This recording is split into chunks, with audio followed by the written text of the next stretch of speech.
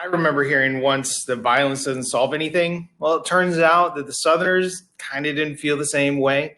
At least those former Confederates. They're going to try to bend the system, and they're going to use violence and intimidation and just outright ignoring the outcomes of the Civil War in order to try to establish their own white supremacist governments in the South. And it's going to take a while, but eventually they're going to succeed.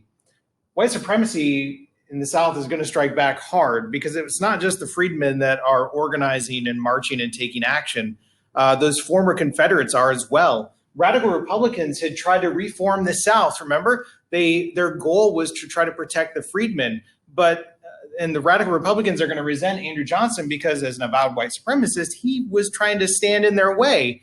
And it's not just that. The Southerners resent the Radical Republicans, right? Because the Southerners wanted to act like they had won the war. They wanted to go back to the way things were before the Civil War.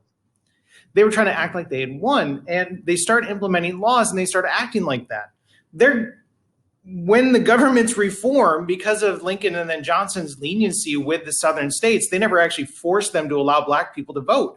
So those former Confederate rebels started electing former Confederate officials back to state and federal offices. Georgia elected Alexander Stephens, the vice president of the Confederate States of America, back to be a senator or representative from Georgia in the federal government. I don't know if it's apocryphal, but the story is that he actually wore his Confederate Union back on the first day on the job.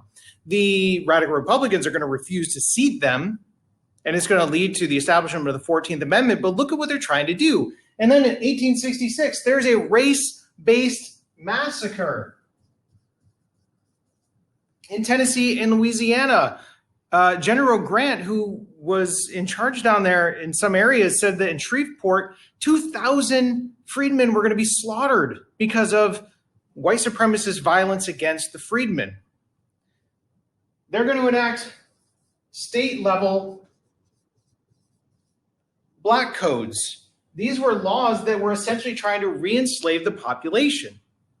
There were things like vagrancy laws. So if you were a Black person who were just out for a walk or had not had a job yet or didn't have some sort of a white person that could vouch for them, you could be thrown in prison. And this is going to lead to what's going to eventually be called neo-slavery. This is called the convict leasing system.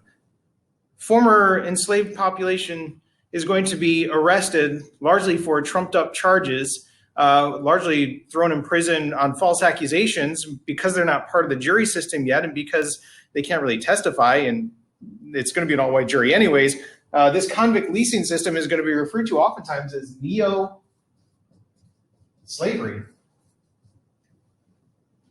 The people that were arrested and put in prison were going to be put on chain gangs. Those chain gangs are then going to be leased out to private businesses like coal mining and cotton picking and all that kind of stuff, so that it would force those enslaved people to do menial labor for no money, basically slavery.